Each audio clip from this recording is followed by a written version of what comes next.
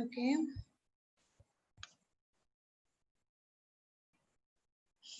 Only 58 participants have joined, but let us start because it's already time. Okay.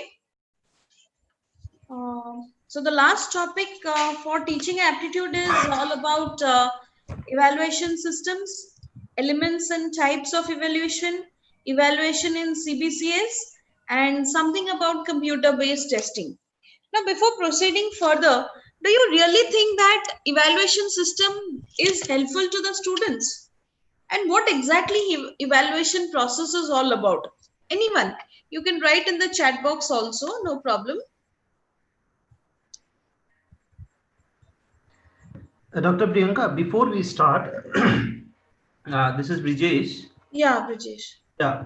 So I have shared the link in WhatsApp to join this meeting, and there are few faculty members who have directly logged in through that link. Okay. And I will suggest those participants to register first and then log in, because you have joined with my name. Okay, okay. Okay, which is making it difficult for me to capture your attendance. Okay, so I have sent you message privately already, right? So you can re-log in with your name, and then we can start. Okay. Kindly, yeah, can you do that quickly, please? I have sent you message privately to re-log in. Please do that.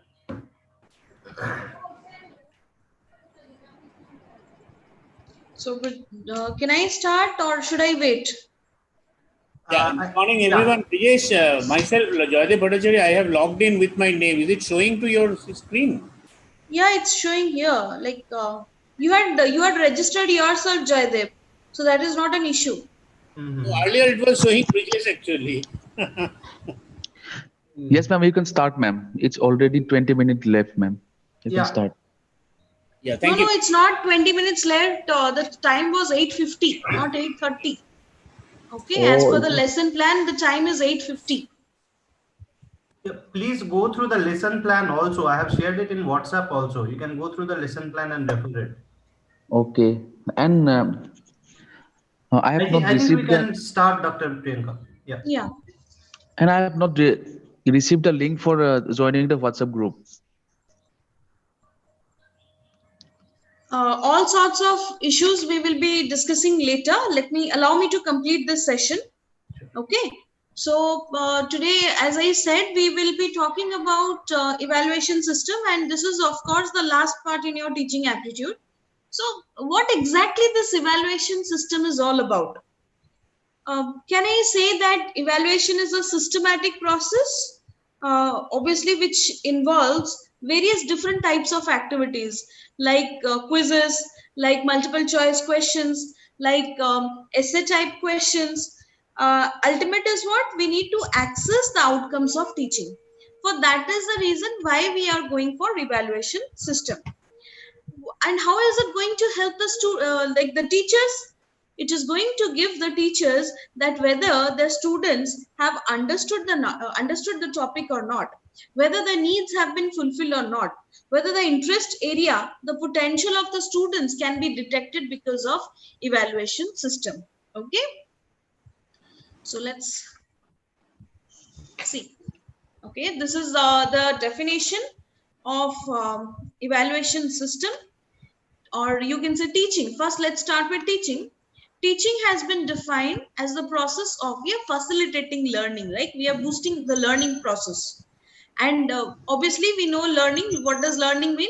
It is broadly defined as the process of acquiring knowledge, attitude, skills, habits, and ability.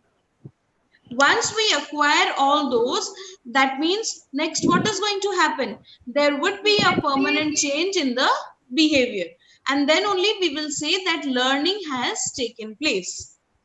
Now, in order to understand whether teaching has facilitated learning or not, evaluations are needed to be carried out. This is very mandatory. Okay. Now, according to Kothari Commission, okay, that there were various commissions over a various span of period of time. right from before independence till it is continuing till now, because of certain changes in the scenario, or they want to update something, or they want to go for certain amendments, or they want for any changes. So that is why commissions are set up. So similar such type of commission was set up once by Kothari Commission. So as per that commission, they said evaluation is a continuous process. Okay, round throughout the process, throughout the year, it goes on. In fact, when we are talking about the total system of education, this evaluation it forms an integral part, and obviously it is intimately related to educational objectives. Now, if there is no evaluation, then it won't put an impact on the students' study habits. Now, see, today in the COVID-19 area, many of the universities or colleges have also cancelled their final year exams, right? Only UGC has given a mandate that the final year exams would be conducted. But what about those first year and second year students? Do you really think that the serious craziness in which they have joined is still there, or is it gone? Because there is no evaluation system. Okay, yes, Manisha, we get a better insight into their level of understanding. That's correct. In fact, we also try to judge. So the seriousness that a student should have is gone. Actually, we miss it. And the methods of instructions, and which are obviously taken by the teachers, they help not only to measure the objective, or not only to measure and help in the educational achievement, but also try to improve it. Okay, so what are the techniques of evaluation? They are nothing. What are the techniques? Your what I said, quiz, MCQs, your essay type questions, any type of oral exams.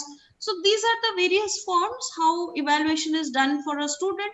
So these are nothing but means of collection evidence, okay, about the student's development in desirable directions. So this is all about your Kothari evaluation system, and which was given by Kothari Commission. Yes, Manisha, both subjective and objective. Bhavna, correct. Reliable and valid measure of students' performance is also done through Kothari Commission. So if we discuss upon certain characteristics of evaluation, what can be? It's a systematic process. Let's frame certain characteristics, because maximum of us are teachers here. First characteristic will be it is a systematic process. Okay, right? Haphazardly, we cannot just jump into it and then start with the process. What would be the second one? We already discussed, it's a continuous process, right? Yes, third, Saurav, good, correct. Planned measure. Without planning, you just cannot. That is the reason why I said it's a systematic process. Fourth will be, it is very comprehensive in nature. Now, why would you say that it is very comprehensive in nature? Because we are not just trying to find out the knowledge, but it also focuses on all-round personality development of the students. That is why it is also known as comprehensive. What will be the fifth point? It will identify or helps to identify the problems and weaknesses of the students, right? That is also a characteristic. Yes, uniformed measure. Again, Manisha, that is coming under your systematic process. Okay. Personality development. Yes, that is definitely going to be a part. It is pervasive. That means present or everywhere. Okay. And it is a crucial part of teaching. Even I am also. I'm teaching you something in the midst of everything, in the midst of a lesson. Even I am also asking you certain questions. Yes, identify the gap. That is the reason Dr. Kavita have written identify the problems and weaknesses. Okay. And I think someone had given about reliability and valid measure of, let's take that. So if we are going for a well-planned evaluation, then what will happen? It provides us reliable and valid measure, valid measure of students' learning potential. Okay, or we can say of the students' potential. Students obviously learning, how much they are grasping the entire matter. That is more mandatory.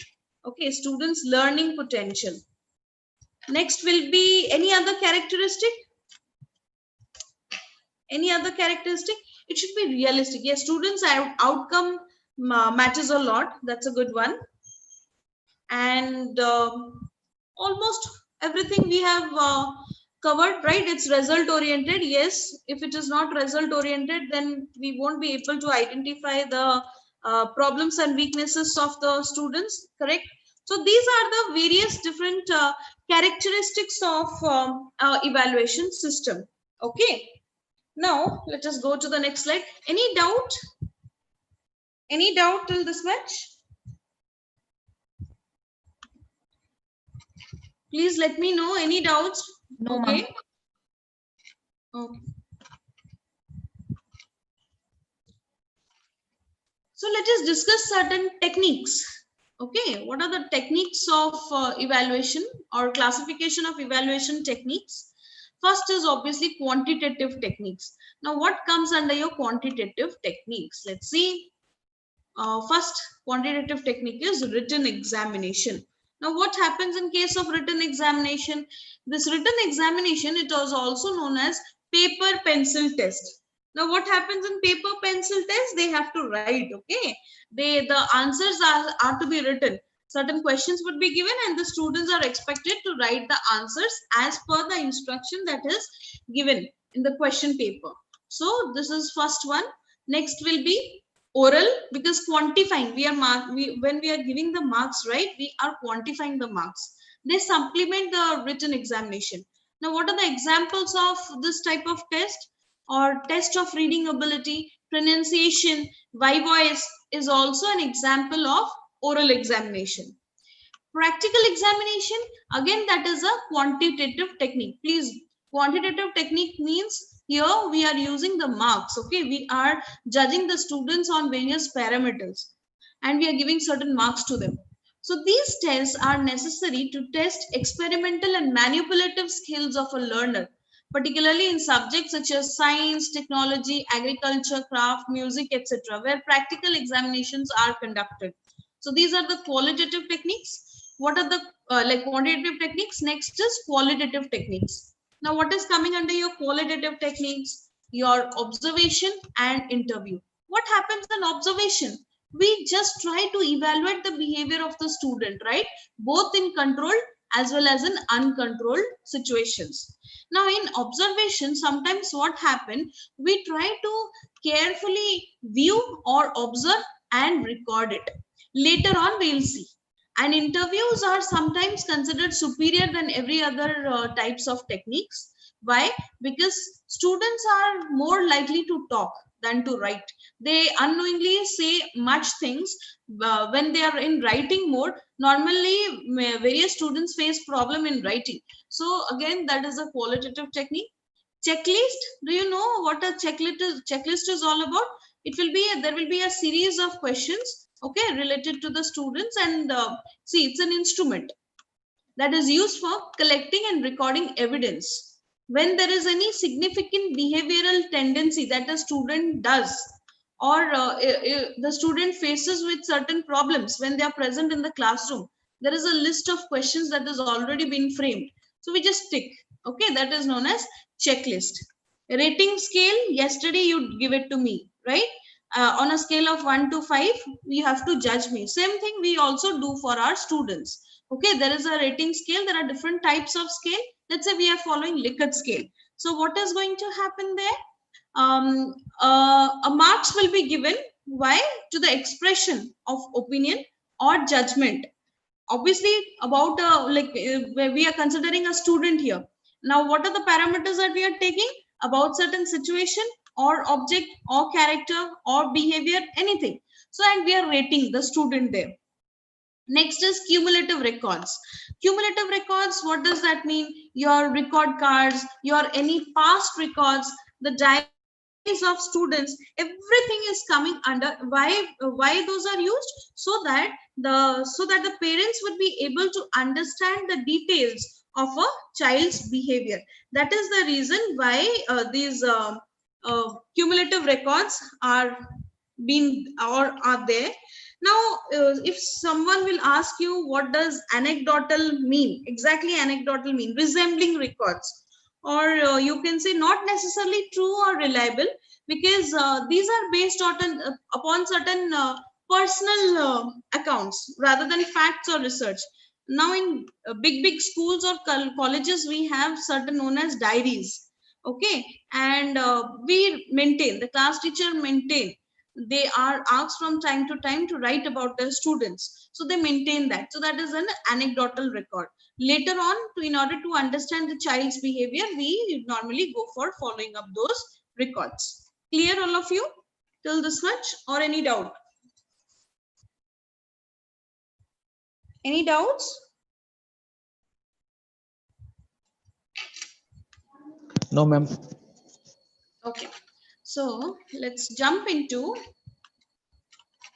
evaluation process, the entire process. So obviously, what my process starts from, we need to identify and define the general objectives. What is the purpose of evaluation? Why this evaluation process is done? Obviously, there will be only one answer. First, we need to set the educational objectives, what we want our students to grab. So that objective has to be fulfilled. For example, let's say what kind of abilities and skills should be developed. Let's say a student is learning maths for 1 year. So what should be the basic understanding that he should get so that the student has learned? So these things we need to identify, and we should frame it in the objective mode, so that we will be able to understand, like, what, yeah, prediction about the students, that's good. Prediction about what? Whether they have grabbed the subject or not.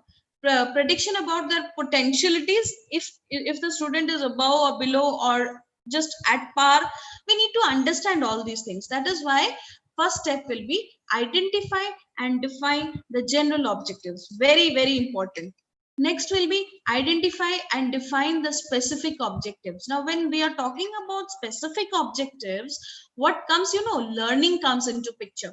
Whether actually certain modification of behavior happened. Now, it would be a surprising fact. It's not something which I'm trying to discourage you all. Yesterday night, I had given a question. Okay. In my feedback I was going through, you people had asked me that, ma'am, please share certain questions. I had shared, and we are in the next day of the session. Only 2 people have answered that. So what happens? That means somewhere I failed. I am unable to go for the modification of behavior within my students, right? So that is the specific objective. Teacher is more concerned, me as a teacher, I'm more concerned with the students learning than with anything else. And changes in behavior are an indication of learning. Definitely, if there will be a change in behavior, then learning indication should also go parallelly. No, counseling won't come here. Specific objectives, counseling won't come. So when there is any change or any permanent change in the behavior of a particular person, then only we can say the specific objectives have been fulfilled. Next is selecting the teaching points. Now let us see, what does selecting the teaching points mean? The next step in the process of evaluation obviously is to select the teaching points. Now, why teaching points are important? So that the objectives can be realized. Because now we have already determined the general objectives, the specific objectives. So our next point would be obviously to find out the content, the curriculum. Most important. Okay, until and unless there is no curriculum, no content, then gone, you cannot proceed further.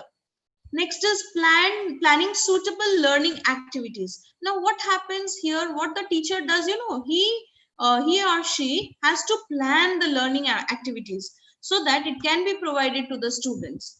And at times they need to bear 2 things in mind. What are the 2 things? What is the objectives, both specific as well as general objectives, as well as the teaching points. And then the teacher needs to plan it. So you can say it is a 3-dimensional figure. What are the 3-dimensional, or what are the 3 coordinates in case of when we are talking about planning? All of us do. First will be objectives, second will be the content or the curriculum, and third will be the learning activities. Okay, whether the teacher should go for MCQs or essay types or objective, total objective method, or what method, quiz method, what is the process the teacher should follow. So all these are coming under your learning activities. Next will be evaluating. Okay, now what happens in case of evaluating? This is the fifth step. Here, the teacher observes, and obviously they try to measure the changes in behavior of his pupils. Very, very important through testing. Now, what happens, do you know? This step adds one more dimension. There were 3 coordinates. Now it became a 4th coordinate.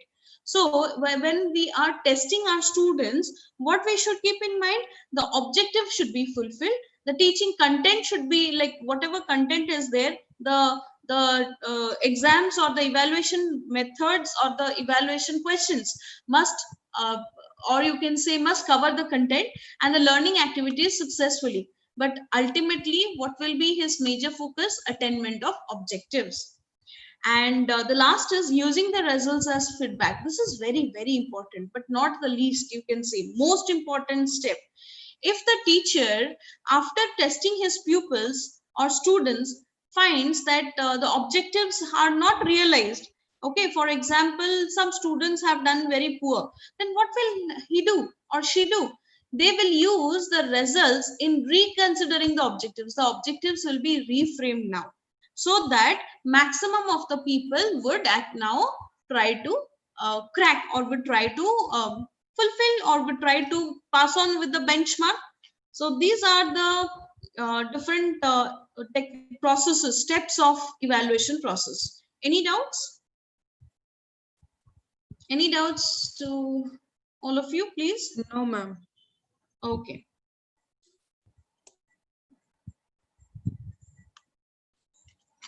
Next, let's move to the next one. Types of evaluation. We should know this, very, very important. First type is placement evaluation. Now, this placement evaluation is otherwise known as pre-evaluation. Okay, we can also call it to be pre-evaluation, or you can say initial evaluation. That also we can say. Okay. Now, from the name itself, you can now doubt that what exactly this placement evaluation can be. Now, what happens in case of placement evaluation? You know, placement is there. That means what? We are going for finding out a person designed, or you can say right person in the right place, right? So this placement evaluation is going to find out the right person in the right place. It makes sure the entry performance of the student. Obviously, when they have completed their studies, the placements come and the companies find out the right person, so that the right person they hire. Okay, and the main objective is the right person should be at the right place. The future success of the instructional process depends upon the success of placement evaluation. How much this placement evaluation is a successful process, that again depends upon the entire process that they follow. So, what this evaluation aims at? It aims at evaluating the pupil's entry behavior. Okay, because here placement is being taught.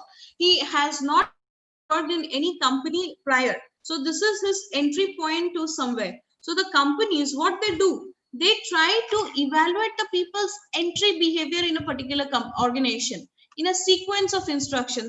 There are different steps and they just try to follow.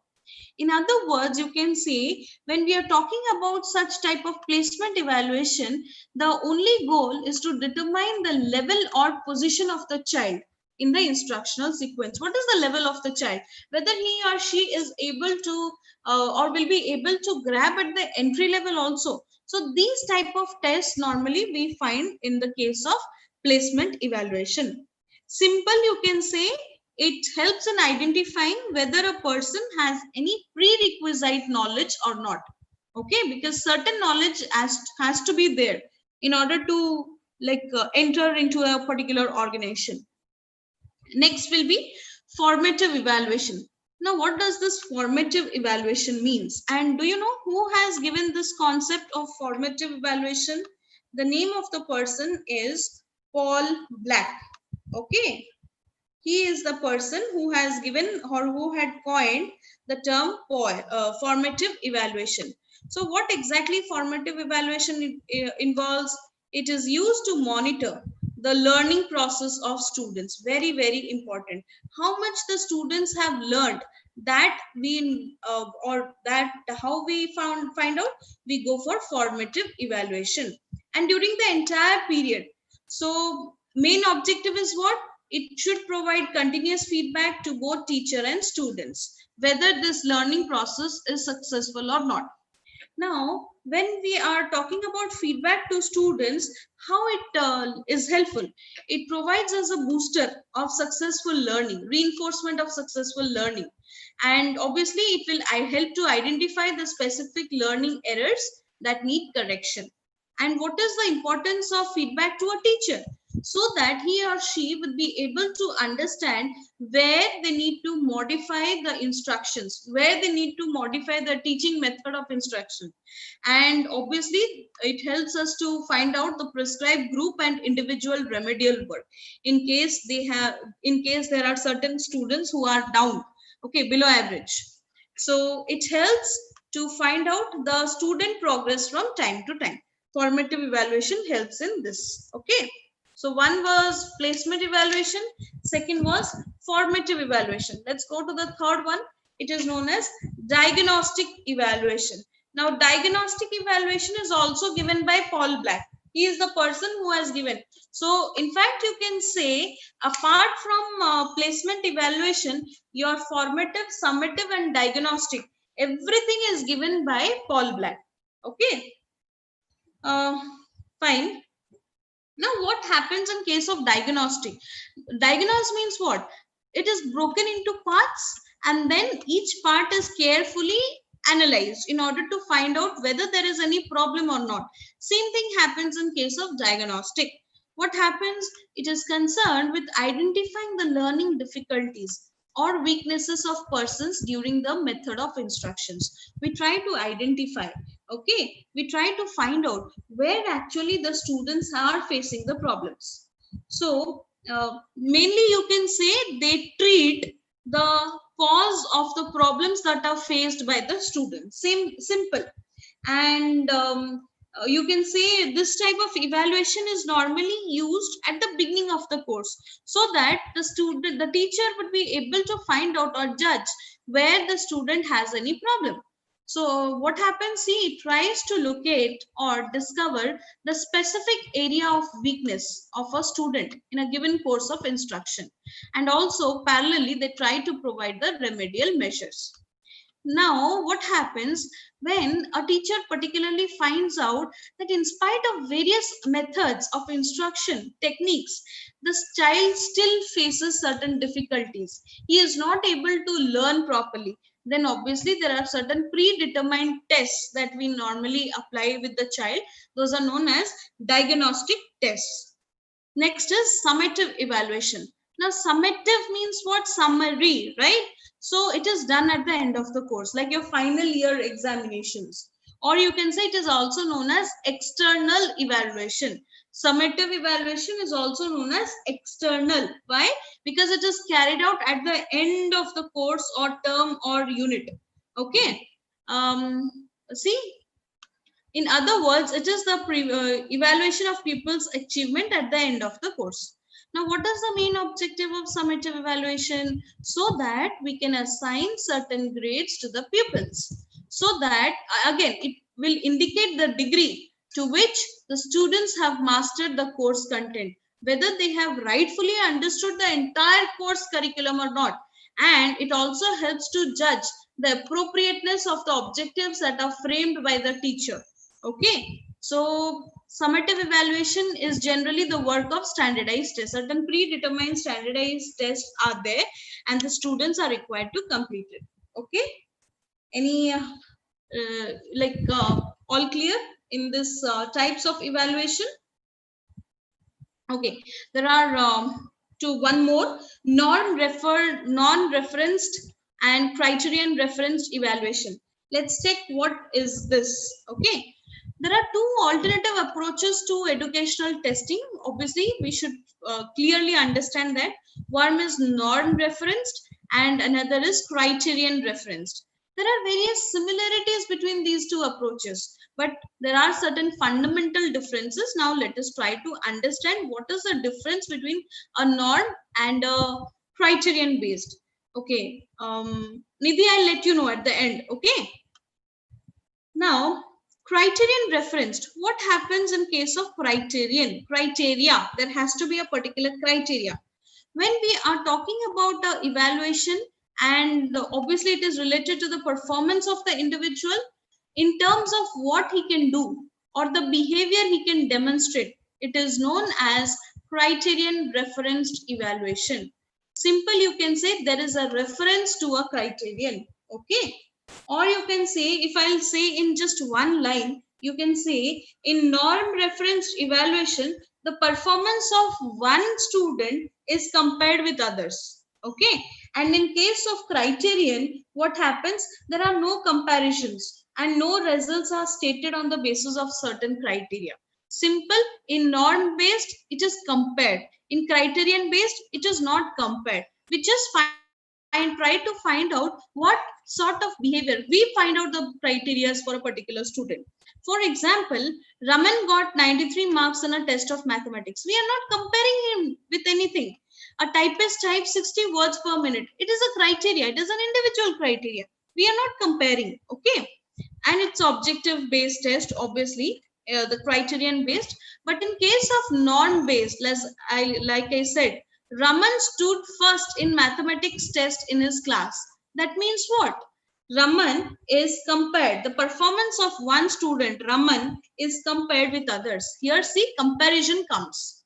The typist who types 60 words per minute stands above 90% of the typists who appeared the interview. Now, what happened? They are going for a comparison, right? Right. So did you got the difference between a criterion based and a norm based? In criterion, we are not going for any difference or we are not going for any comparison. We are just trying to find out where the student had any problem. But in case of norm based, what happens? We are comparing the marks, or we are comparing one student with others. Okay. Clear? Clear, all of you? Yes, ma'am. Okay. So all clear about the types of evaluation. Any doubt that is coming into your mind? Any doubt? Okay. Can someone give me the example of a diagnostic test in the education? Diagnostic test or diagnostic tool which normally we use. There is something called as classroom diagnostic tool. Later on after the class, you people can go and check that. What exactly is this particular tool and how it is helpful in diagnosing the students' performance. Very, very important. We can go. Okay. Classroom diagnostic tool. It's also known as CDT. Okay. Clear. Now, the most important part, CBCS. How many of you know the present structure of CBCS? How many of you know? Yeah, Akhil, that's correct. Google Forms. Again, Google Forms candidate also acts as a diagnostic tool. Yeah, fine. So, what idea do you have about CBCS system? Are you intact with the CBCS system? I haven't used, but there is a recommendation by Akhil, Google Forms Act. I have not used that. Okay. So please, all of you can check. Okay. Credit based. Okay. What exactly credit based mean? What exactly happens in case of CBCS system? Credit based. Okay. One point that is correct. But what happens exactly in CBCS system? I think it's like a core subject. Yeah, what? It's like core subjects. this CBCS stands for what? What is the full form of CBCS? Choice based Choice-based. credit system. So from the name itself, you can say students can opt Credit for based curriculum subject. system Yeah. site. Yeah, what happened? Yeah, please repeat. Okay. So in case of choice-based credit system, what happens? Students can opt for subjects from the available courses. The basic purpose for CBCS is this. Obviously, it is credit-based. If it is not credit-based, then grading system can't come. But the main purpose of the CBCS in higher education was, yes, Shalu and Bhavna, selection based on choice. The student should select that. Okay. So the CBCS provides an opportunities for the students to choose courses from the prescribed courses comprising core, elective or minor or skill-based courses. Okay. Why it is done? Because it was necessary to introduce a uniform grading system in the entire higher education in India, so that students studying in one part of the country, when they move to another part of the country, they won't face any problem, right? So the basic idea of the is to look into the needs of the students, because we need to keep them updated with the development of higher education in India. The students have to complete the required credits in order to obtain the course certificate. How many of you are studying your students in this CBCS form? How many of you? Or is anyone there who is not aware about the CBCS system? So that it would be helpful for me again. Okay, let me check. Yes, elective and open elective subjects. Okay, let's go one by one. Here, what happens? Credit points and grade points are awarded to students. Okay, both credit points and grade points are awarded, and on the basis of these, the semester grade points, which is also known as SGPA, is calculated. Okay. Now, the CGPA is calculated on the basis of performance in all semesters. So each semester we are calculating SGPA semester based, and at the end we will be going for cumulative one, like final mark sheet, that will be your CBCS score or CGPA score, whatever you can say. Now, what are the basic elements required for the CBCS program to be successful? First is semester. Assessment should be done semester wise, not year wise. Previously, what was happening? Year wise, we were giving exams, right? But now that has been removed, and semester wise, the assessment is done. Each semester will have 15 to 18 weeks of academic work, which is exactly 90 teaching days. 90 teaching days are given for each semester to complete. Next will be credit system. Each course is assigned a certain credit. Now, when the student passes that course, he earns the credits which is based on that course. For example, 6 credit paper, that means the student has to pass at least learn 6 hours per week of that particular paper, and that has to be analyzed on a 6 credit marks. Okay. If a student passes, then he does not have to repeat that course. Credit transfer. Now, what does credit transfer mean? For example, if for some reasons he is not able to cope with the study load, or if he falls sick or something has happened, so what happens? He always has the freedom to study fewer courses and earn fewer credits, and which can obviously he can compensate it in the next semester, following semester, no issues at all. Next, comprehensive continuous assessment. Now, what happens? This is a continuous evaluation of the student, not only by the teachers, but also by the student himself. Lots and lots of evaluation techniques have been framed in this CBCS pattern.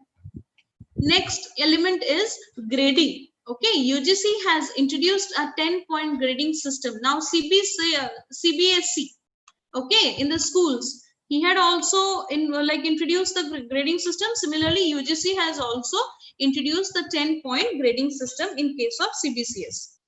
Okay. Now, what are the key terminologies for CBCS? Academic year, 2 consecutive, that means 1 odd and 1 even semester constitute 1 academic year. Choice-based credit system, like someone had missed core, they have given you, like you have given correct one, but you have missed core.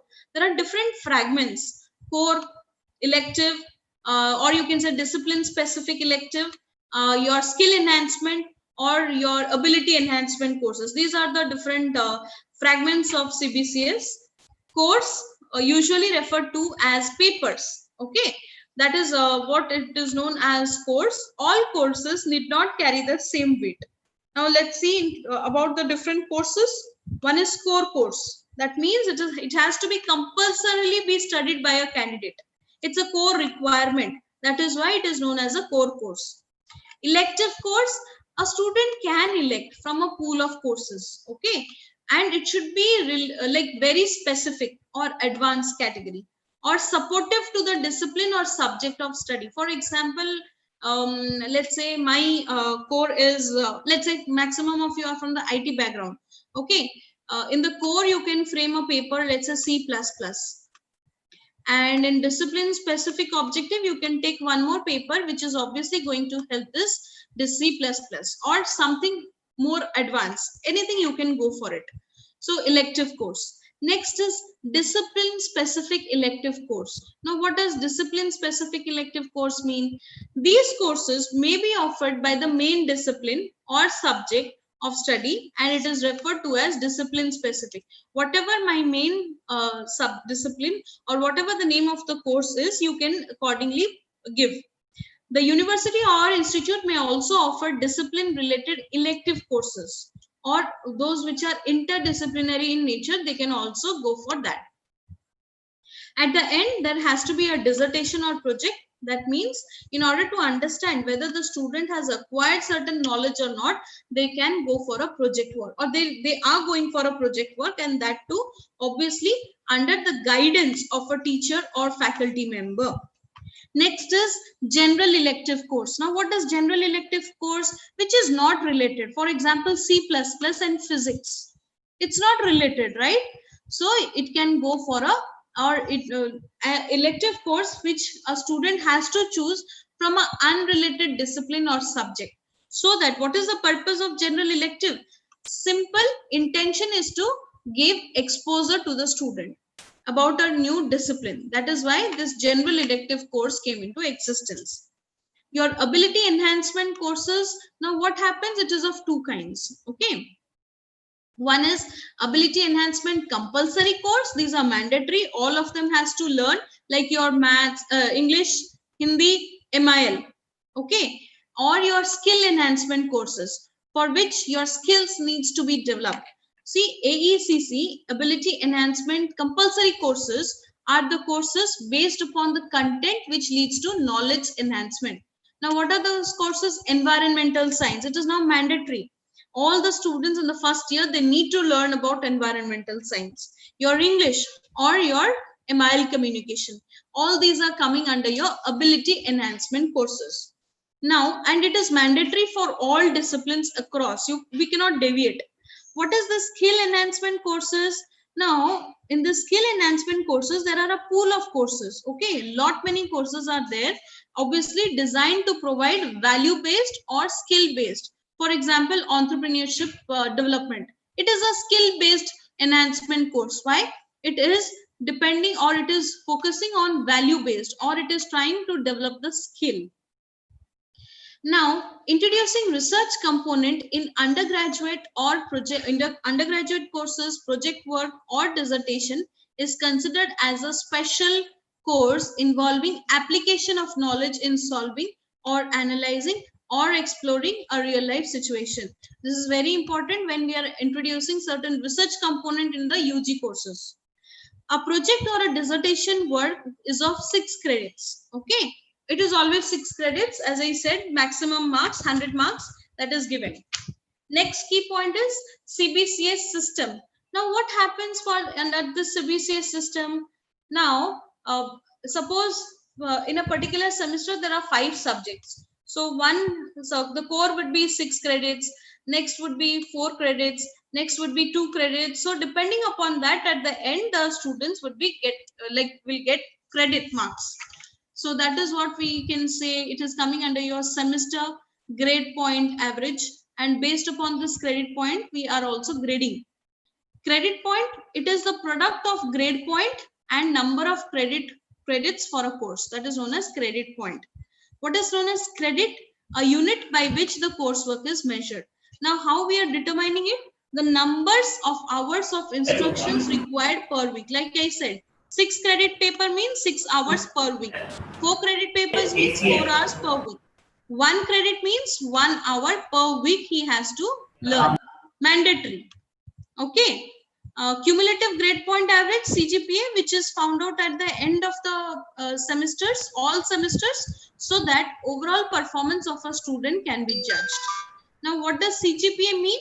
How we find out? It is the ratio of total credit points secured by a student in various courses in all semesters, and the sum of all the total credits of all courses. Okay, and we can calculate it up to 2 decimal places. That is how we go for CGPA calculation. Grade points, So as I said, yeah, what happened? So the point number third. Point number 4, okay. Third. Just Point wait, 3. Let me go back. Yes. This Yeah. one. Yeah, fine. Okay. This is Fine, thank something you. known as ability enhancement course. Okay, ability enhancement course. Now, what happens in ability enhancement course? It is of 2 types. Yeah. Okay. Please mute yourself. Anuradha, Raheja, please. Oh no, someone else. Okay. There are. It is of 2 types. One is ability enhancement compulsory courses. Like this is mandatory for all the students to learn. Environmental science. It is mandatory for all the students to learn. The students cannot choose, and it is obviously to enrich their ability. And the other is skill enhancement. We need to develop certain skills of the student. We need to explore. We need to boost the skills of the student. That is why another is known as skill enhancement course. Okay.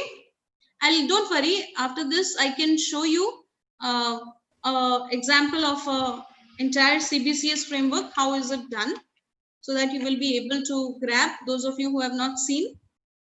Letter grade, the gradings that we give, it is based on letters O, A plus, A, B plus, B, C, P, F. O stands for what? Outstanding, right? A plus stands for excellent. A stands for very good. B plus stands for good. B stands for above average. C stands for average. P stands for pass. And obviously F stands for fail. Okay. So these are the letter grades. Now your semester program, entire program leading to an award of a degree, diploma or certificate. Let's, for example, your management. It's a program that is going to lead us to a degree. Okay.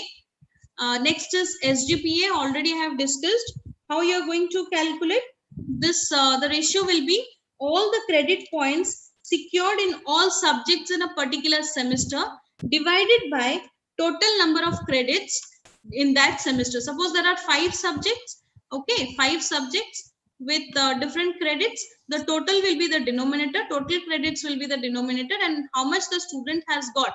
That is known as your SGPA. If we find out the figure, that will be our SGPA. Okay. Next semester, obviously, as I said, 90 teaching, 90 actual teaching days or 15 to 18 weeks of academic work. So odd semester are scheduled in between July to December, and even semester in between January to June. Transcript or grade card or certificate, final grade card or grade certificate, that will be issued to all the students. Yes, Shalu, that's good. 14 SGPA, you have done certain calculation and you came up with 6.125. All of you can see in the chat. She had given the calculation. Okay. The grade certificate will display the course details. What it will display? Your code, your title, number of credits, grade secured, along with SGPA of that semester and CGPA earned till that semester. Everything will be clearly shown in case of grade card or certificate. Okay. Any questions in this part? Any questions? Ma'am, one question, ma'am. Yeah. Ma'am, in some institution, the grading point is given on 10 scale and in some cases given in, ma'am, 5 scale. Ma'am, can you please say about See, this, ma'am? we are now following, when we are talking about higher education, we will be following the UGC scales. Okay. So obviously Okay, that ma'am. is 10. If they are at all following 5, it depends upon their institution, but if the student applies somewhere else, then it is converted into a 10-point scale, and then his percentages are calculated. Okay, Okay. ma'am. Okay, ma'am. Yeah. Any other doubts? No, ma'am. Fine. Let me try to show you an example of how a CBCS syllabus pattern looks like. Okay, be online, do not go, please.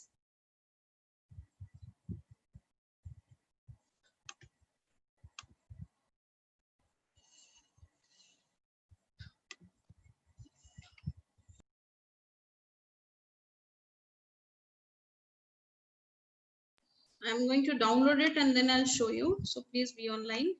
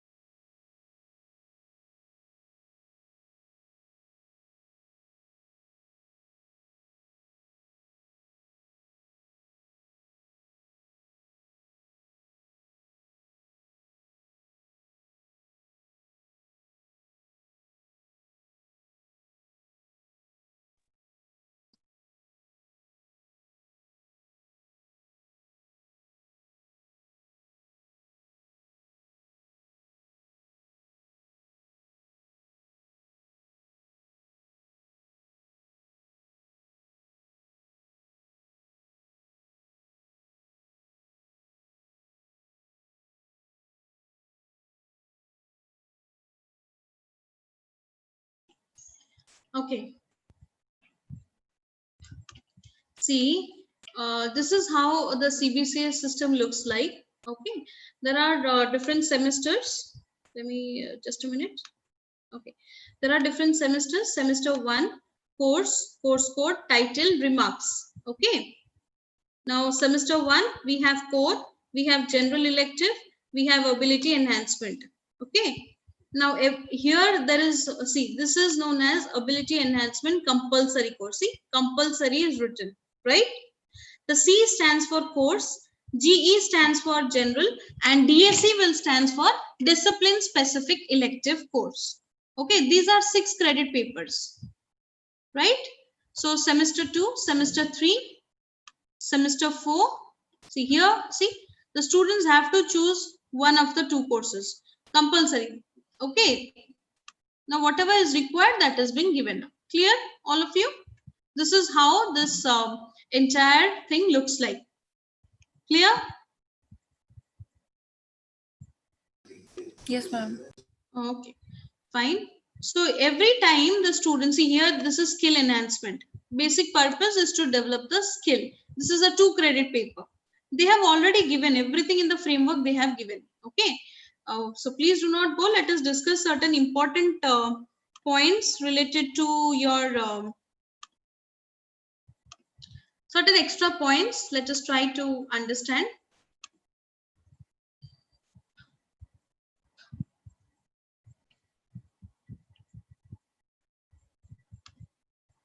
Can you see my screen?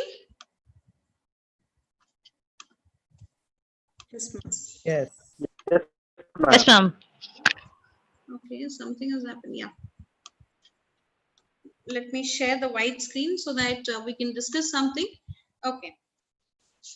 So your teaching aptitude is over. So certain extra key points I'm giving you from the point of a student. Okay. I'll be discussing about certain learning disorder terms. Learning disorders terminology. First is How many of you have watched this movie Tare Zameen Par? And which disease the student had? That particular student had? Dyslexia. Yeah. So the spelling will be like this. Okay. Now, what is that related to? What was his problem? Related to problems in reading and recognizing, right? Recognizing, even understanding also, right? And understanding letters, words, fluency, everything, etc. Okay, that is known as dyslexia. Next is another term, dyscalculia, or see the pronunciation, dyscalculia. Now what is coming here? Those students, let me write, those students suffering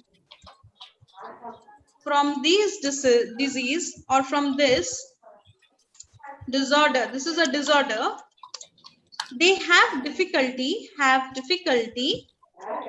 where? Have difficulty in mathematics. Okay, the people who have difficulty in mathematics, in understanding maths, numbers, arithmetical operations,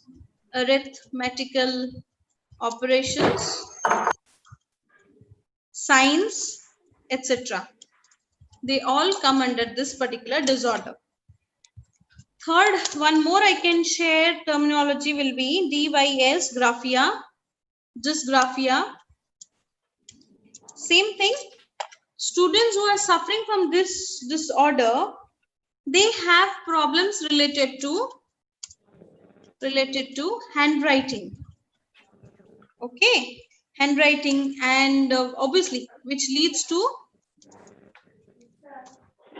bad, you can say bad handwriting, very poor or bad handwriting, and wrong spellings, everything related to words. He or she cannot be able to frame words, okay, etc.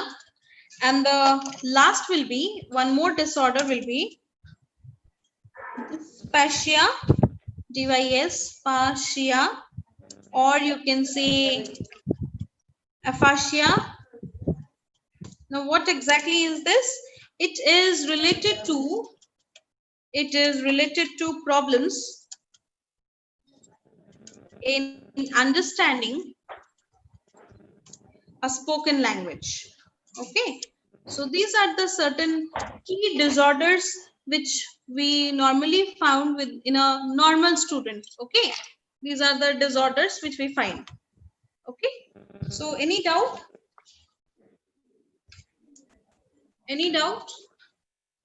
So your teaching aptitude, you can very well check your syllabus. We have covered till now, in the previous slides or the previous classes, we have covered teaching concept, objectives, levels of teaching, all the levels, memory, understanding, and reflective.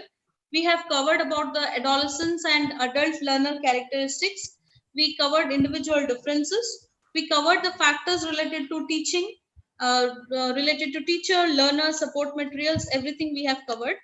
Okay, next will be we have covered methods of teaching in higher institutions, that we have covered. Someone is drawing in the background, please, I would request not to do that. Next will be teaching support system we have covered, and today morning we have covered evaluation system. So that brings end to the teaching aptitude unit. Okay, so thank you. Take 2 minutes break, or we'll start at 10:50 for research aptitude. Okay, thank you all of you. Thank you, ma'am. Yeah. Thank you. 10:50. Thank you, ma'am. Yeah, 10:50. Just 5 minutes break I'm giving you. It would be 9:50. 9:50. No. Oh, sorry, 9:50. I'm sorry, 9:50. Yeah, please come back at 9:50.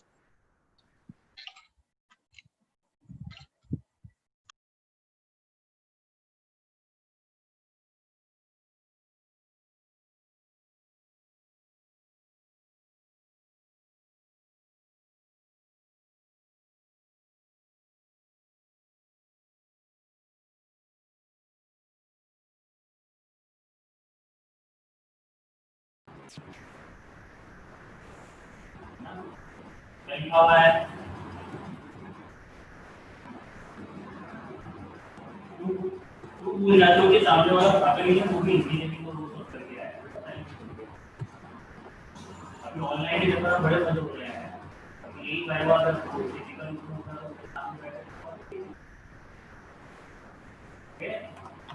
जितना आता है उसका बोल नहीं है कि मैं online search करके सब सारी चीजें सही हो रहा है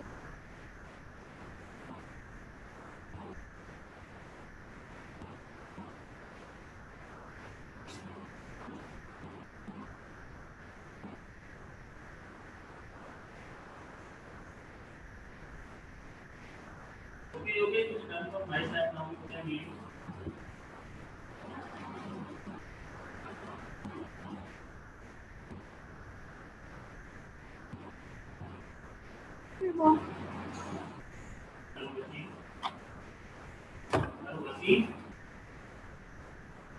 Please read it.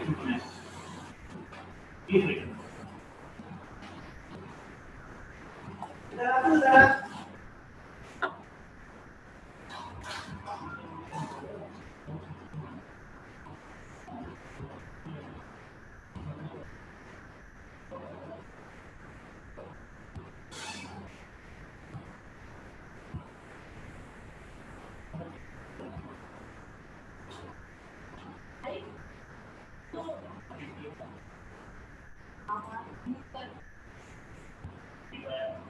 चालू है नहीं मेरे बंदे आपकी चालू है ऐसा timing check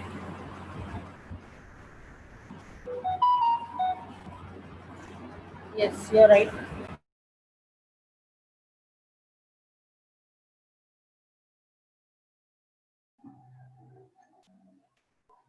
Hello, is the class over? Yeah, teaching aptitude is over. Next is at 2:30? No, right now. Research aptitude first class we have right now. Please check your lesson plan. All of you, please check. Yeah.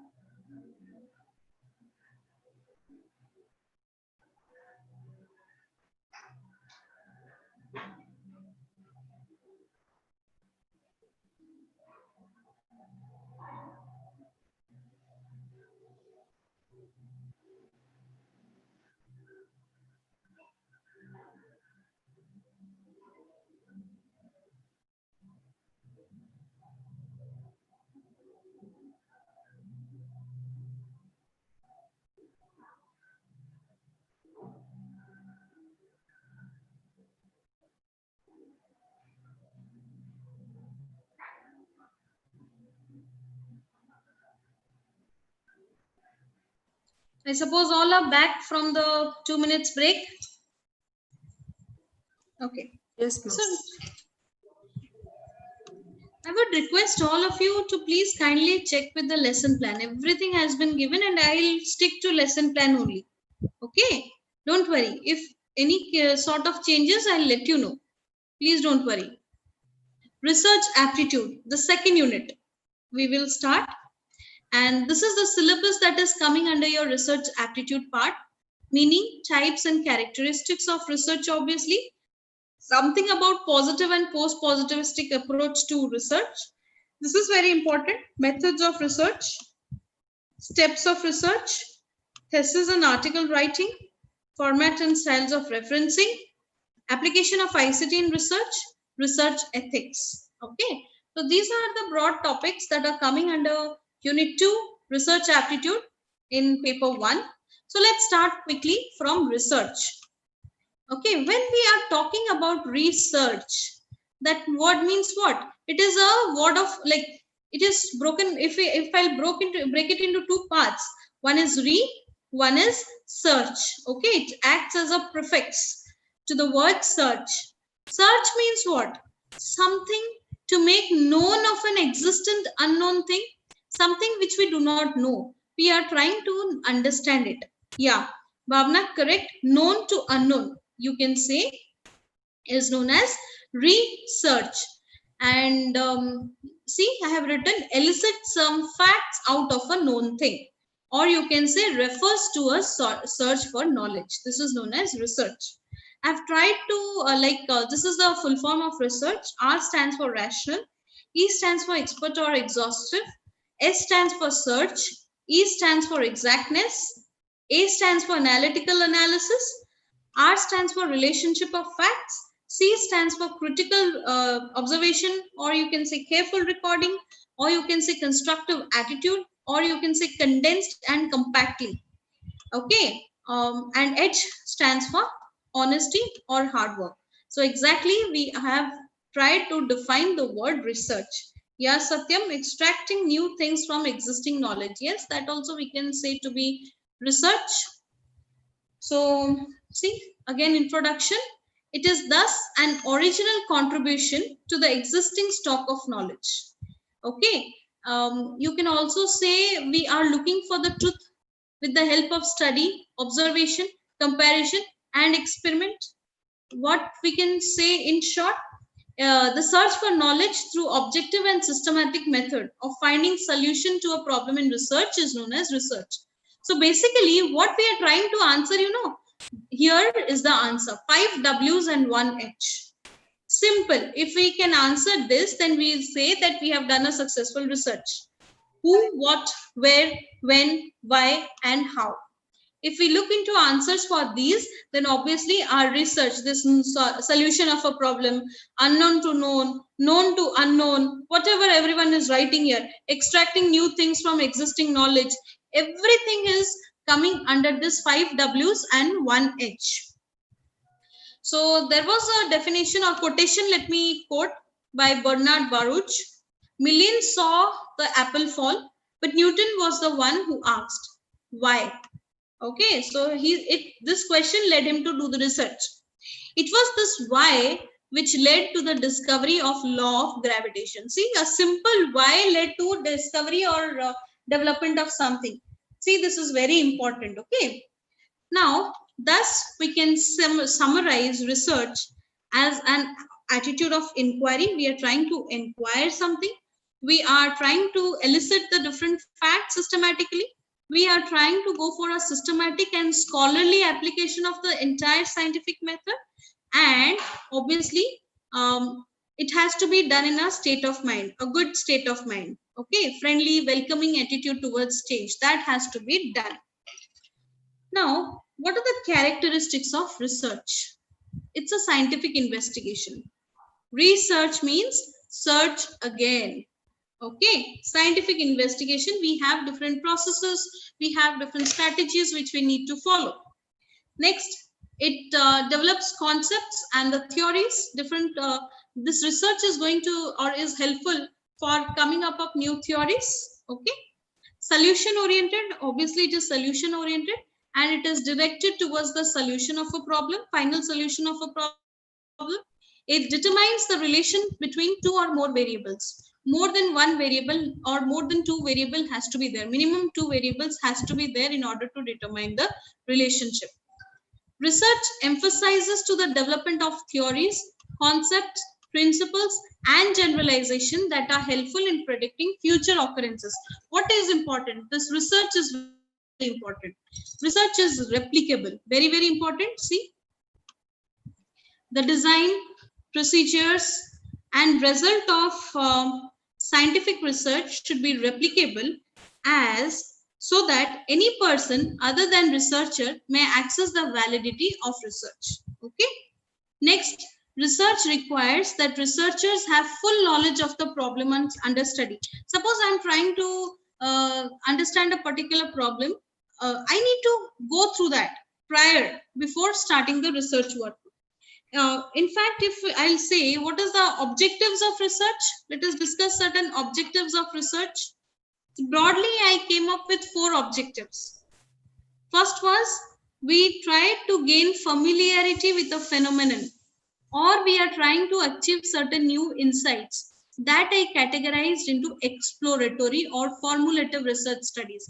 I want to explore something. I want to know something.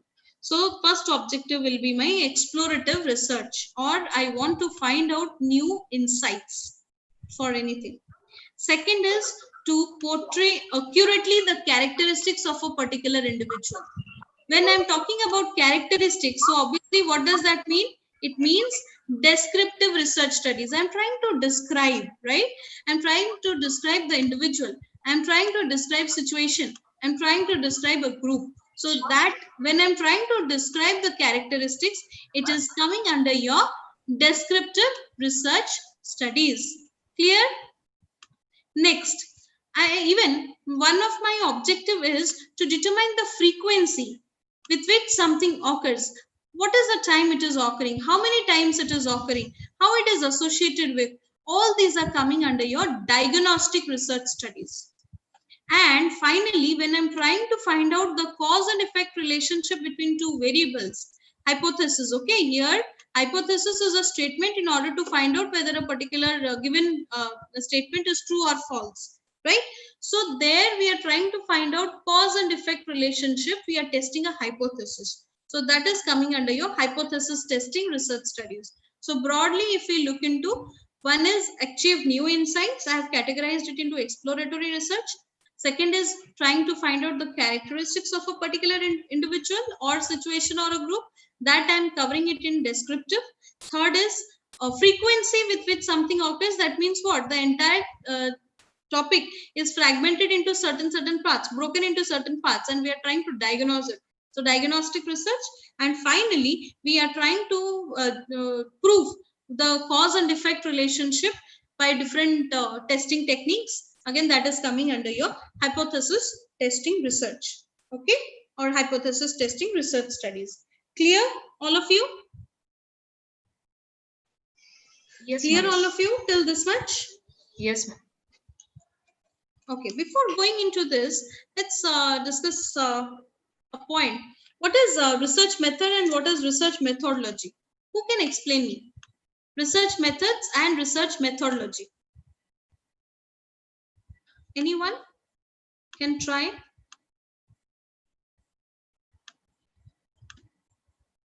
Okay, inquiry or investigation. What is that, Bhavna? What is that? It states about the problem which we are going to do. Okay. And then research methods, like we can use lot of methods, various steps, depends upon the which method, which research we are going to do. Either it's like experimental or like a longitudinal or cross-sectional. Yeah. Okay. So implications or applications of different methods or techniques. Okay. Which obviously which we are going to use in the stages of a research process, that you can consider it under research methods, right? Okay, which I used in the stages of research. I can write it in this way. Okay, so this is all about your research methods. Research methodology, Apurva has written something. Let me check. Apurva has written that research methods, you have plenty of ways, and which one is specific to us in a systematic process is known as research methodology. Okay, fine. Methods is the mode of data collection, okay, and methodology is known as the process. Yes. So when I'll try to define methodology, I can write, let me write only methodology. Qualitative and quantitative methodology. Yeah, but I need a proper line. You said the types. Okay, study of how to conduct research, like you said right now, scientifically and systematically. Simple. And that will complete, that will involve everything. Okay, everything, the points everyone is saying, writing, everything will be involved here. Okay, fine. So its research methodology has broader scope, you can say. Research methods have less scope. Okay, so fine. Let's move into types of research. Very, very important. Okay, before going into that, just let me know what are the characteristics of a good research. What are the characteristics of a good research? We have to define our problem very clearly. Okay, first your is defined, right? First is defined. Second characteristic, anyone? Systematic. It should be systematic and it's like no accurate investigations, gathering data. Yeah. Okay. Third will be objectivity. Objectivity, whatever objectivity is there, that needs to be fulfilled. Yes, certain assumptions.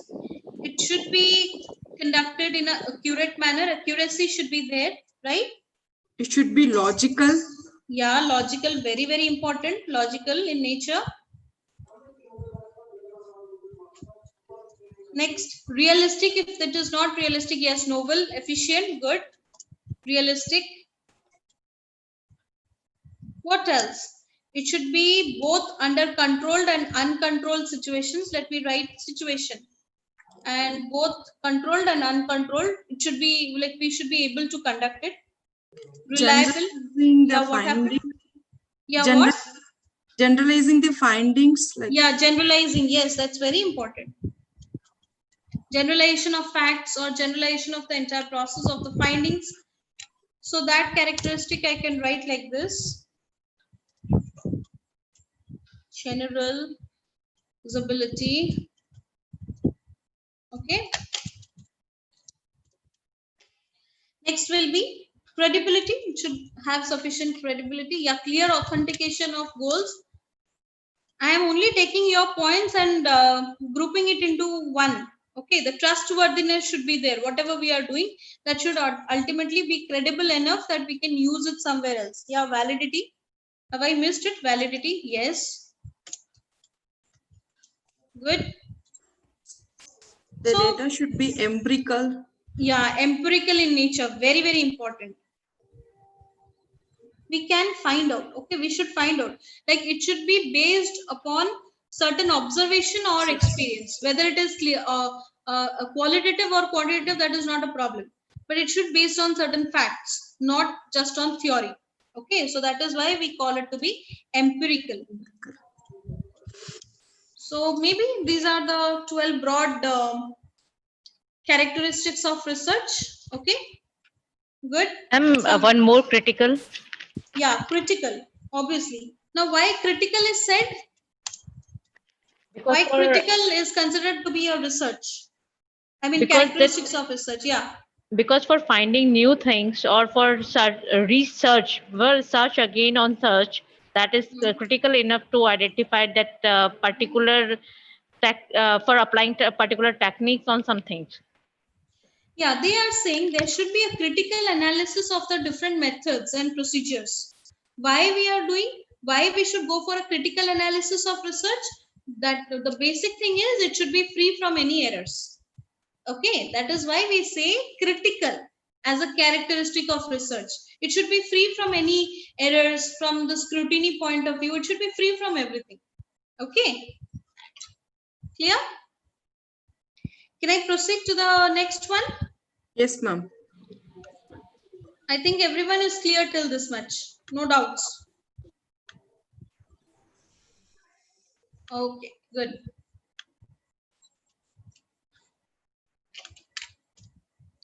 Types of research. First is fundamental research or pure research or basic research. Now, what does this mean? Fundamental or pure or basic research. What exactly this mean? See, when we are conducting research for the sake of just knowledge without any intention to apply it in practice, there we can say fundamental or basic research. Yeah, exploratory, someone has written exploratory, please don't get confused. Exploratory research is something else, but when we are talking about fundamental research, maybe we do not have any intention to apply it in practice. Okay, so this research helps in developing theories by discovering the broad generalization and principles. What are the broad general concepts and principles that are used? We go for taking those and we try to develop the theories. It is organized through different procedures of research, like sampling, hypothesizing facts, etc. So when we are concerning about certain natural phenomenon, or we are trying to relate to certain maths or research studies, obviously concerning human behavior, and we are trying to generalize, all these are coming under your fundamental research. Okay, simple, if you will say that, ma'am, what is fundamental research? I would say it is used for generalizing and making addition to the existing knowledge base. Simple.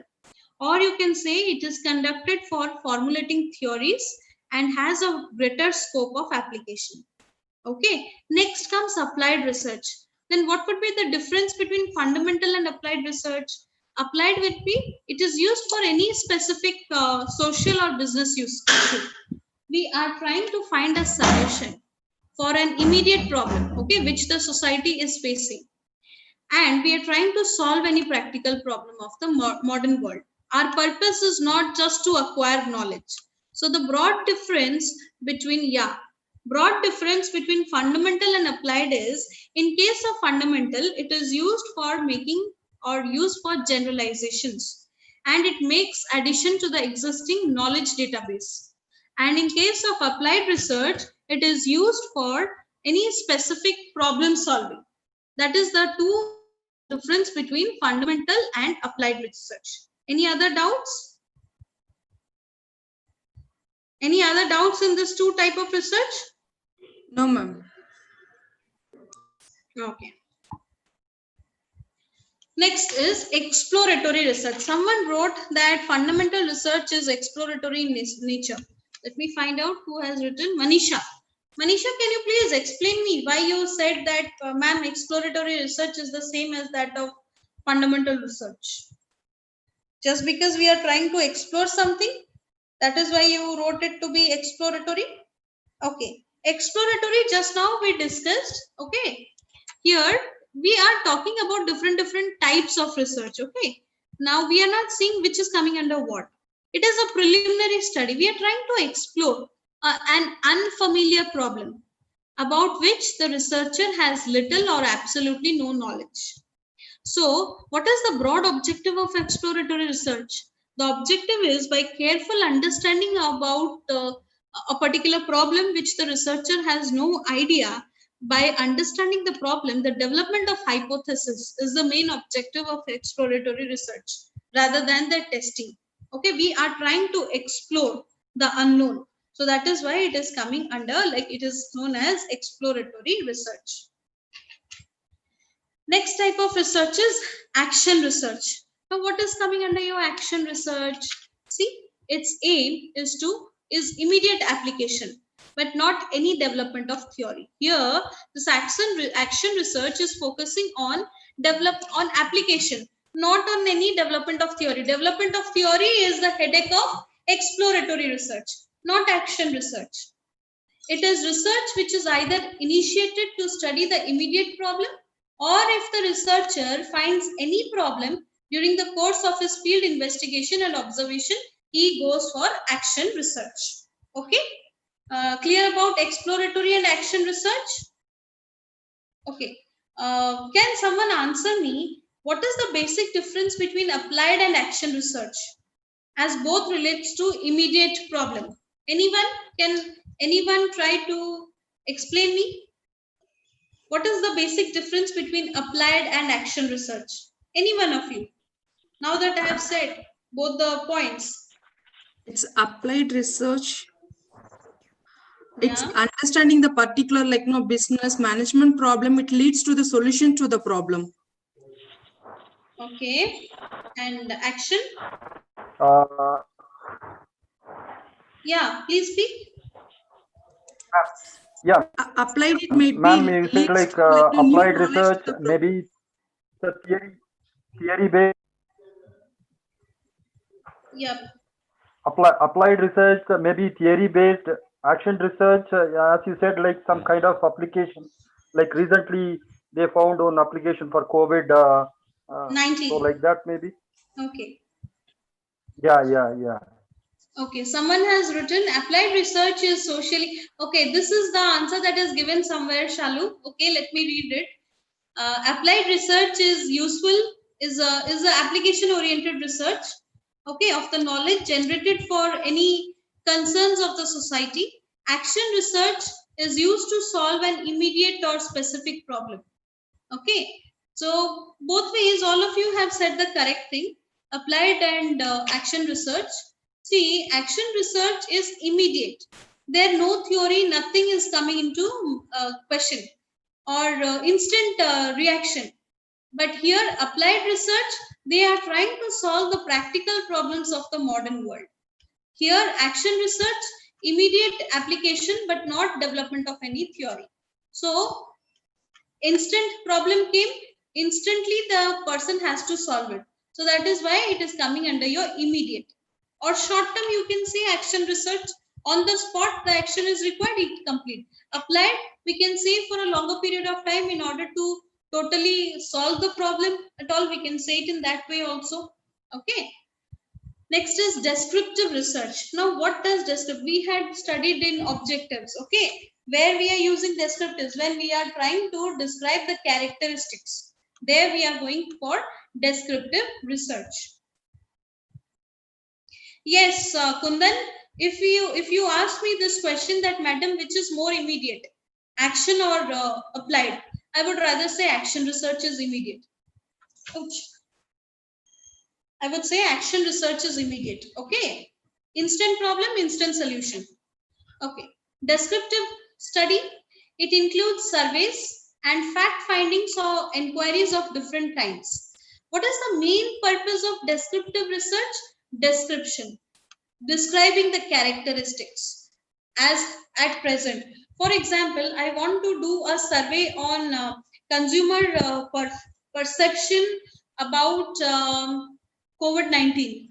Okay, so first of all, I would be trying to describe the characteristics of the different factors of the demographics. Then that will be known as descriptive research. Okay, in social science and business, the term is often used as ex post facto research, where the researcher has no control over the variables. He can only report what has happened or what is happening. In social science, we normally confuse with this descriptive research, we normally confuse with ex post facto research. Please do not get confused, but actually the meaning of descriptive research is when we are trying to describe the characteristics of individuals at present as it is. Okay, so that is known as descriptive research. Evaluation research or evaluation study, it is a type of applied research. It is made for accessing and taking stock of effectiveness of social or economic programs, any programs. For example, your family planning schemes or your irrigation projects, all these are coming under your evaluation study. Okay. Next, diagnostic study. Just now we discussed in the previous objectives. What is there in diagnostic? Why is it happening? What can be done about it? So simple, you can say it aims at identifying the causes of problems and possible solutions for it, because it is breaking the entire problem into different parts and trying to find solutions for each part. That is why it is known as diagnostic study.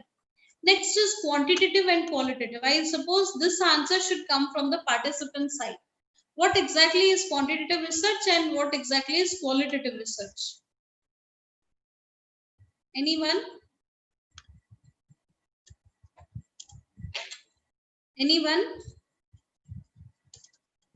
What is quantitative and what is confused? Qualitative. Okay. And qualitative doesn't deal with numbers, focuses on the why aspect. Okay, Elsa. Okay, Kundan, you have written quantitative is statistical, qualitative is focusing on the characteristics. Nilakshi, yes. When we are talking about measurements of quantity or amount, then we are talking about quantitative research. When we are talking about qualitative phenomenon, okay, or traits, then we are talking about qualitative research.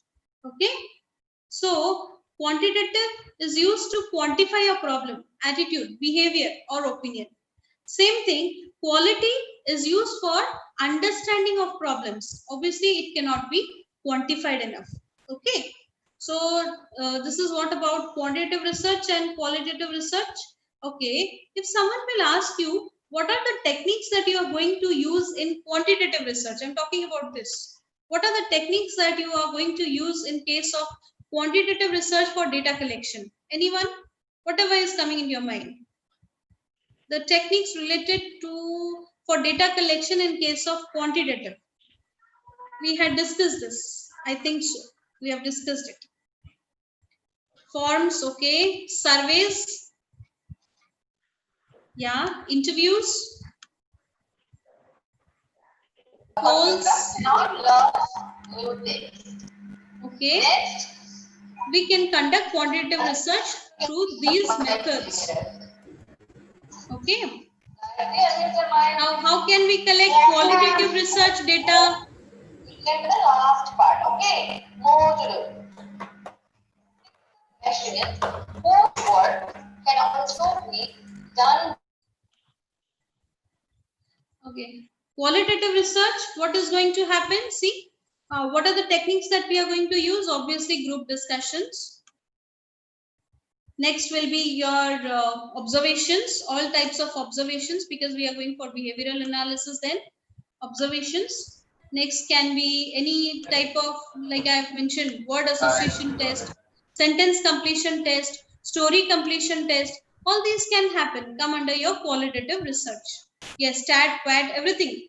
Okay, thematic appreciation test, all are coming under your qualitative research. Good. Historical research. The next category is historical research. Okay, there is something known as mixed research. Now, what does mixed research mean? Where both quantitative and qualitative are being analyzed in the same study.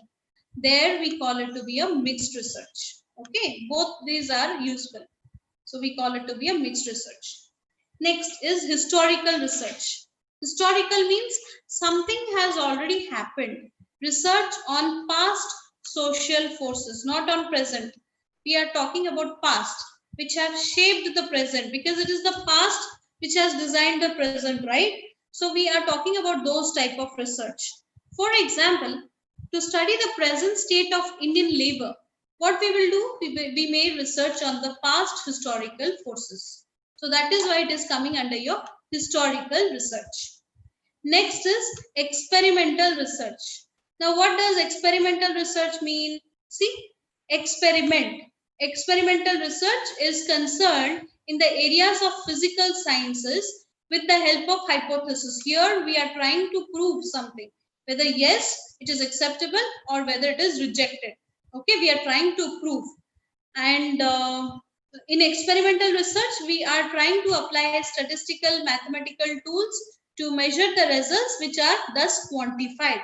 Okay, we are trying to go for different experiments to find out whether that particular subject study is accepted or rejected. Or you can simply say, in experimental research, the relationship between two or more variables is tested by performing experiments. Obviously, what will it involve? It involves manipulation of stimuli, manipulation of environment, manipulation of an independent variable. Exactly. vaccine for COVID-19 can also come under your experimental research. Okay. Next, action research we completed.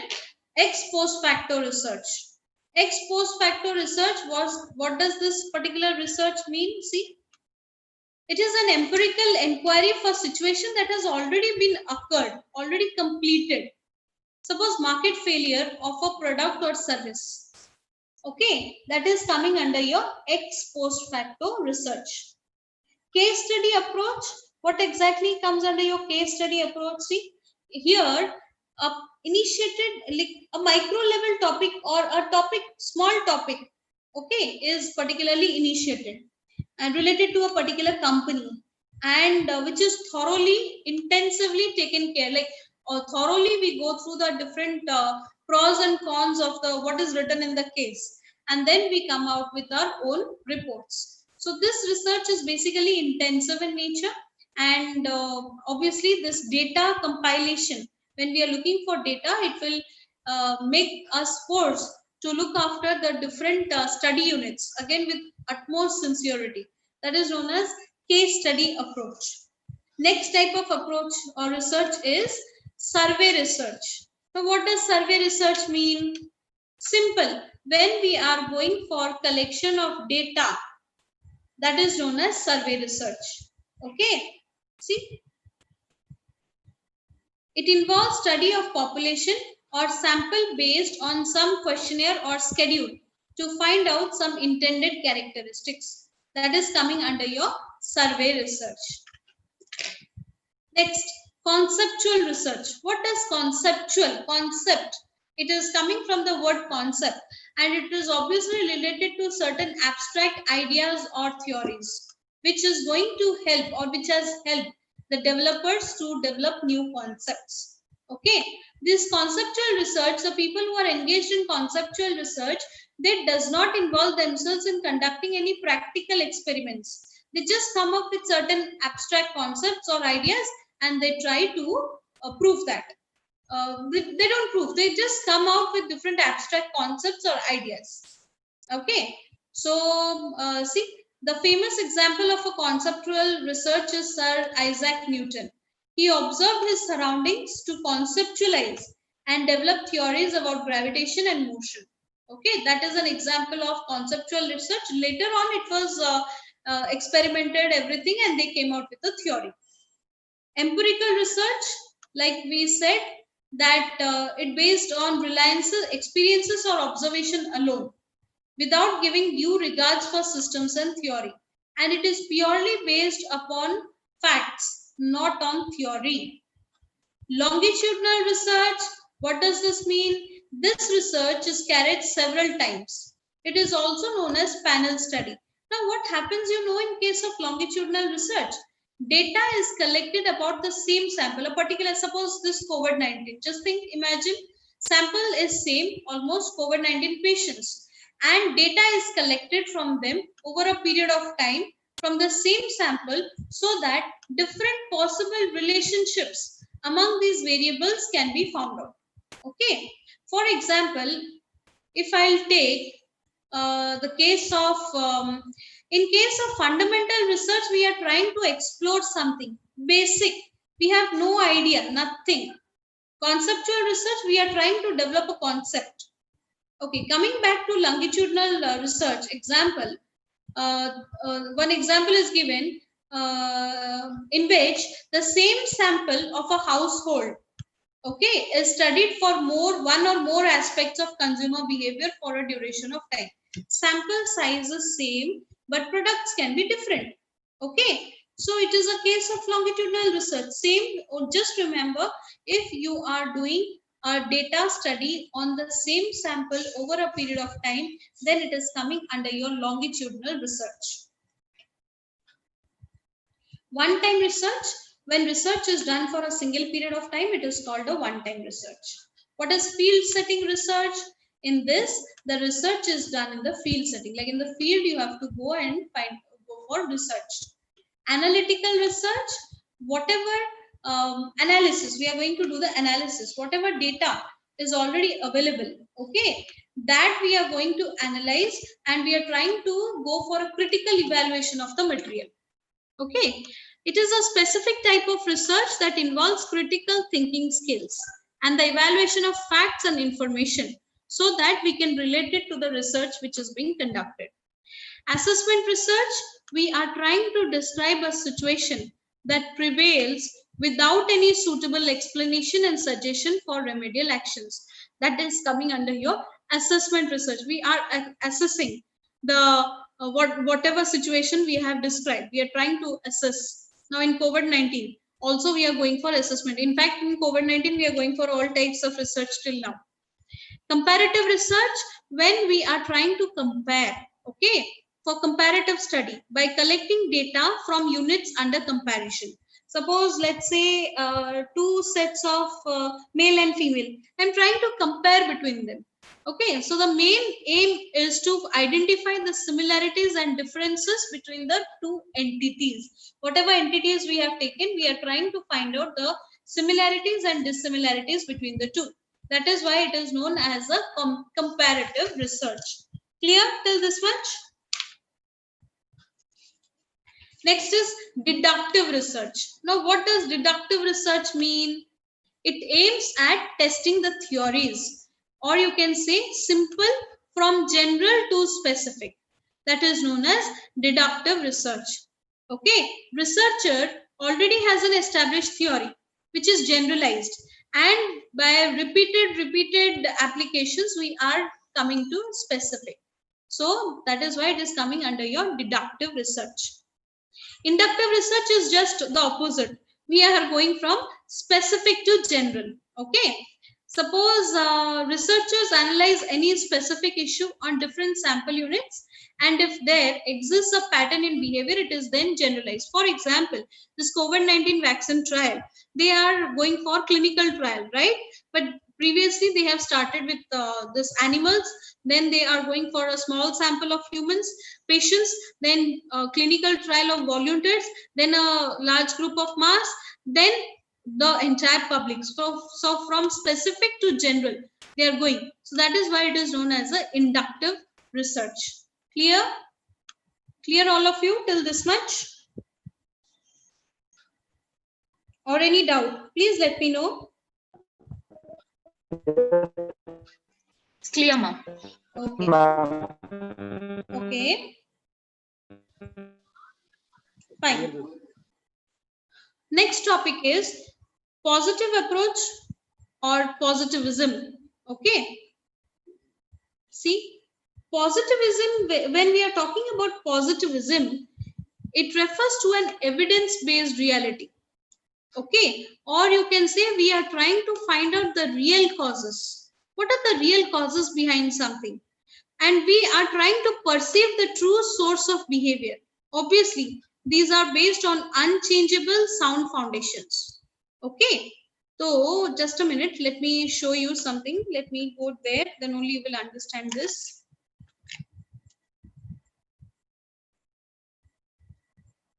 Yeah. Before jumping, see, there are two things. Let us understand this line, then I'll go back. Positivists believed that the goal of science was to uncover the truth, okay, the real causes, while the post-positivist believes that the goal of science is to hold steadily to the goal of getting it right about reality, even though we can never achieve the goal. Okay, a positivist approach always says that the goal of science was to uncover the truth. We need to understand the real causes behind this. For example, see a study into the impact of COVID-19 pandemic on the brand equity of US-based listed companies. So what we are trying to find out? We are trying to find out the actual causes. An analysis of effects of foreign direct investment on GDP growth in Vietnam. This is an example. What we are trying to find out? We are trying to find out the actual causes. What has happened? What are the effects of foreign FDI on GDP growth in Vietnam or anywhere in the country? So we are trying to give the answers that what exactly has happened, what exactly or what is the real truth. But this post-positivist, they say that the goal of science is to hold steadily to the goal of getting it right about reality, even though we will never achieve the goal. How can this be? That is not possible, right? So let us go back and try to understand what exactly this positivist approach and post-positivist approach tells us.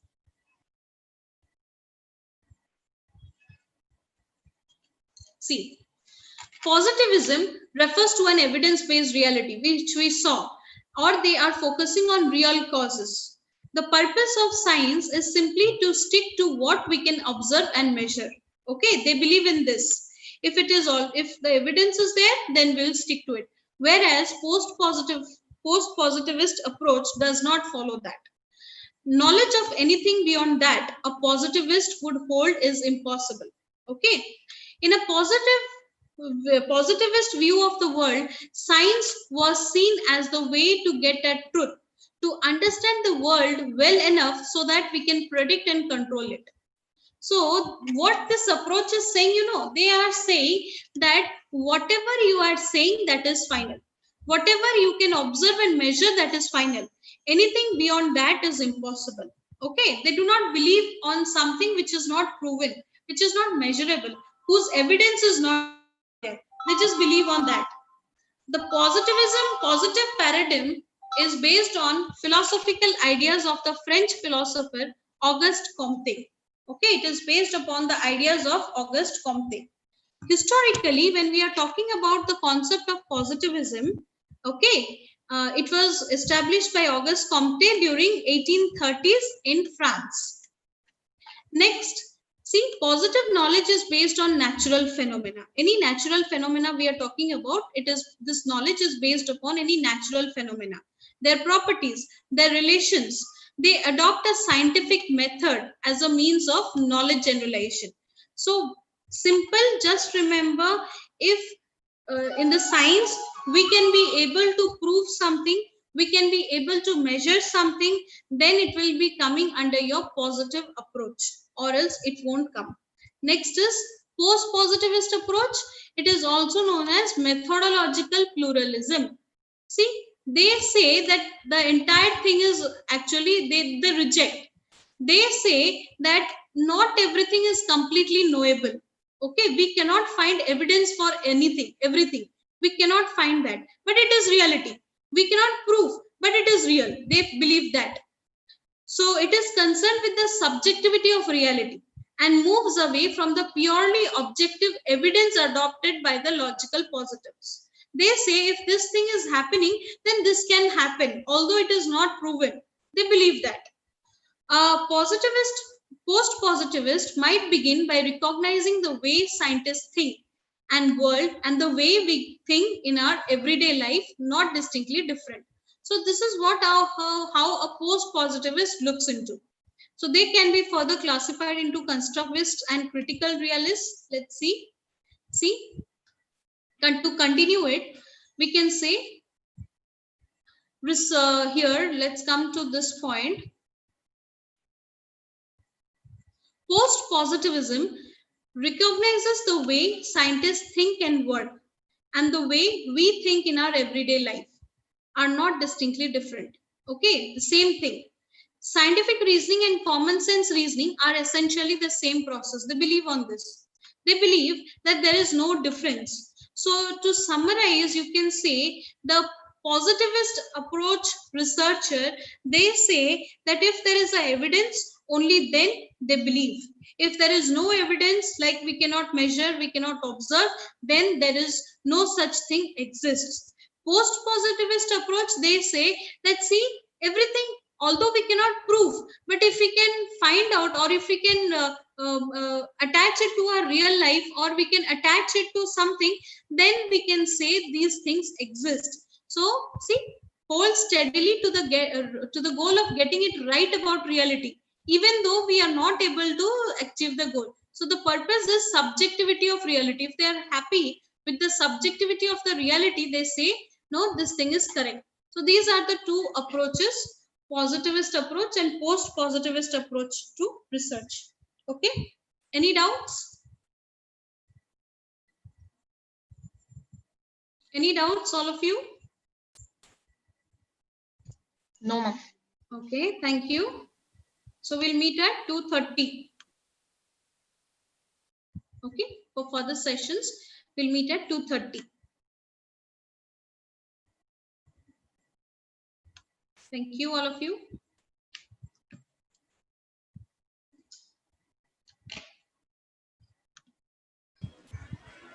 Yeah, thank you, ma'am. Yeah, thank you. Ma'am, please once again keep the attendance link in this one. Okay. Who is I think Brijesh is collecting for the attendance for you people. He is collecting the attendance for you. Okay. I think so. I have no idea. I have not talked with him. Okay.